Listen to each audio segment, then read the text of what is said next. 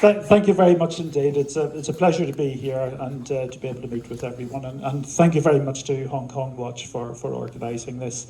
Yes, unlike Tom or Ruth, I'm not a councillor. I'm trained as a counsellor with an S, which has something to do with psychotherapy, which might have some value if I find myself in the role of a local authority councillor. But I mean, it's some years since Labour has had Labour councillors.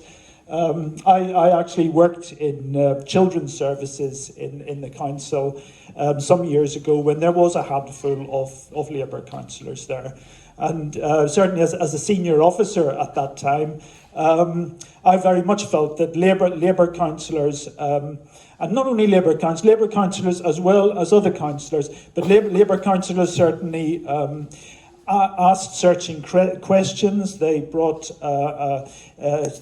scrutiny. They put senior officers on the spot when appropriate, and made us give an explanation for why services were in the state that they were in. They pulled us up and asked us questions about services that were not as good as they might have been, and we had to answer that. We had to answer that honestly and based on facts and on what was actually happening. So just to echo, I think Tom's point, it's very important for there to be a strong opposition on any local authority, in the same way it's very important to have a strong opposition in Westminster for the national government. Labour is working very hard at the moment to ensure that we manage to put some Labour councillors onto the council on the 5th of May. But we can only do that with the support of the community, and we can only do that if we manage to persuade people that we have something to offer, and we believe that we have. And basically, we think that what we have to offer is we've got a very strong team standing in every ward in the borough. What we promise is that if we're elected, Labour councillors will be extremely hard-working. We've got a lot of people with very relevant experience. My own experience is in social work and working in local government and management and as a practitioner. We've got other people who've worked in various areas of public service. We have people who have, or at least one person who's previously been a councillor. So we believe we really have something to offer as in a constructive way as an opposition, and I want to sort of emphasise that point about being constructive as well. I mean, Labour councillors, if I find myself as part of a Labour group on the council after the 5th of May, I mean, one of our pledges is that we will operate constructively, and we will work with other parties. In many ways, I mean, as Ruth and Tom have said, and when it comes down to it, often there are many things that we share in common in terms of our values and what we want to see different or improving for all of the people of this borough. And one of Labour's central pledges is that we will play a constructive role. We're not interested in wasting time on scoring cheap political points.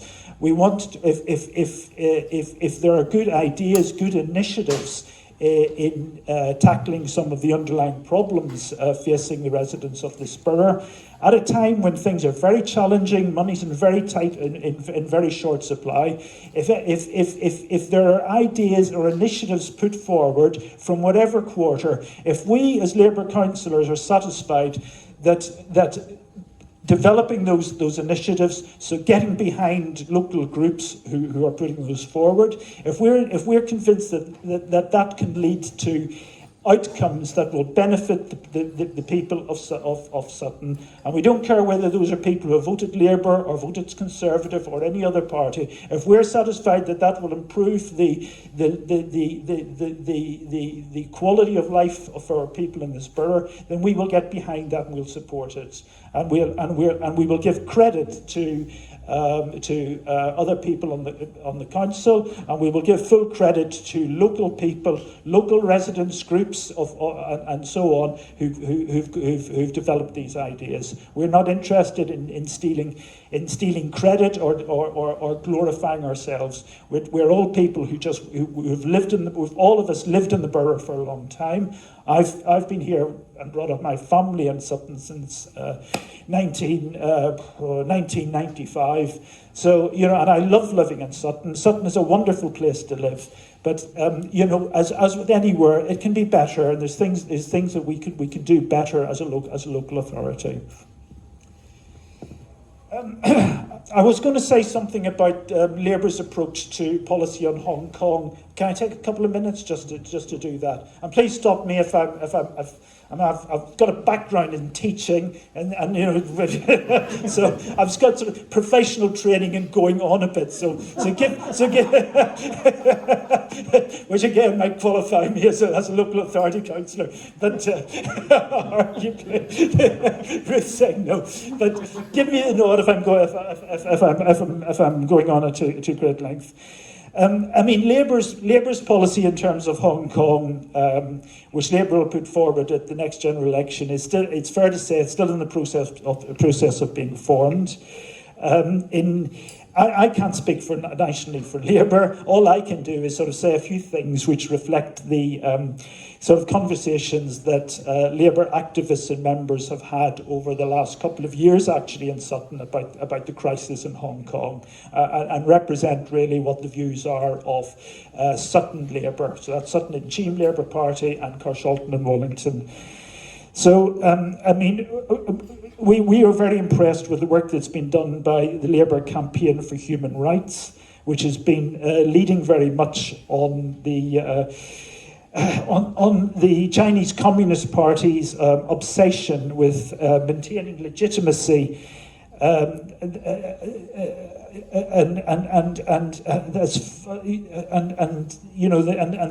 developing the pattern really of increasing violent suppression, which we absolutely abhor. Extensive state-enforced violence to put down any threats of one-party rule is something we've all seen. I'm very sorry. I should have. Let me turn that off. Right. And I won't subject you to what that was going to be. Apologies for that. But let me say just a little bit about what Labour nationally would do, or rather what we as a local party would want to see our party doing nationally if we get to the point where Labour form a government in the future.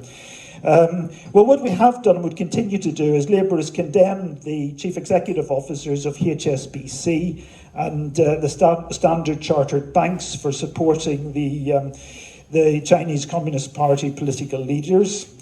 Labour has supported the extension of visa rights for British nationals in Hong Kong, and which of course would open a path for citizenship for the 3 million Hong Kong citizens who are eligible for a British overseas passport.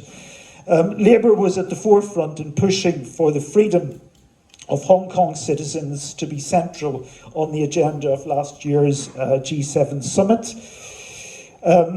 Labour has pressed the government to change the immigration rules for Hong Kong citizens before the Chinese Communist Party imposed their new security laws.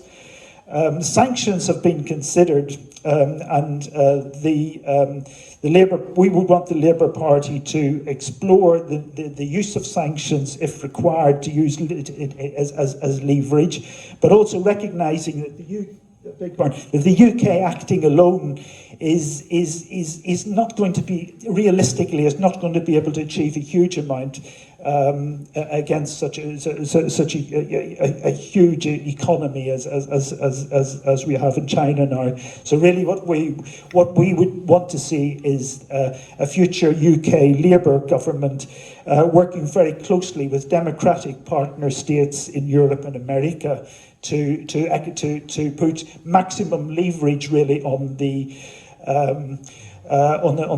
Chinese government. To sum that up, really, I mean, what we're saying is that Labour must put human rights at the heart of its foreign policy.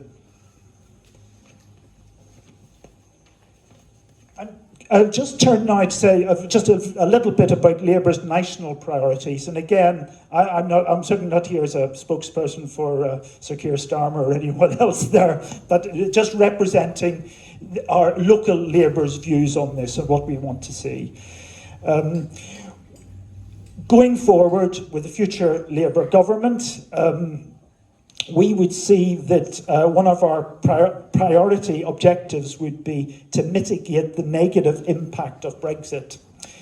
And that means it includes re-establishing something that looks like smooth, frictionless trading with our partners in Europe, and the ability as well to make travel and employment between countries easier. There's a huge amount to be done in this country in recovering from the effects of the COVID pandemic. We also would want to emphasise the importance of putting resources and real will into addressing the inadequacies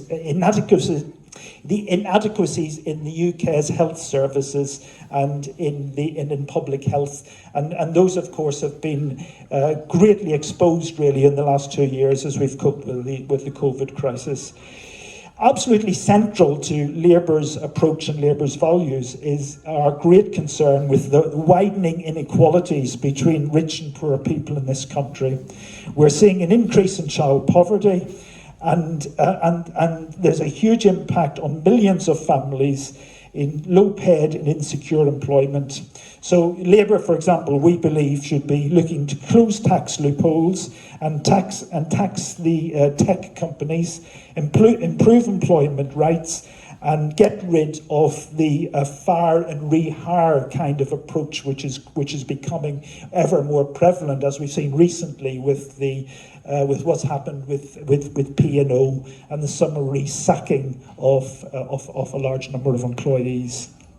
Climate crisis has to be very, very much at the centre of Labour's policies in the future, and also echoing others' points, obviously education and emphasis on early years and mental health support. So just to wrap up, and this echoes some of the points that I think probably Ruth and Tom have said.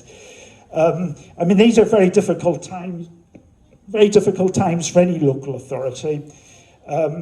Since 2010, somewhere between 40 and 50% of the funding that local authorities used to receive from central government has been cut.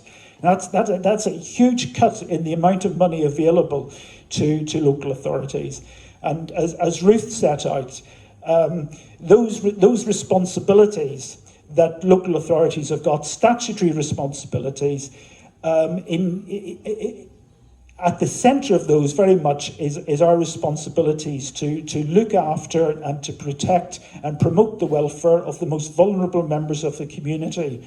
And this is something I feel very passionate about as someone who's spent most of his working life working with people with mental health problems, disabilities, and children whose lives are appalling for various reasons.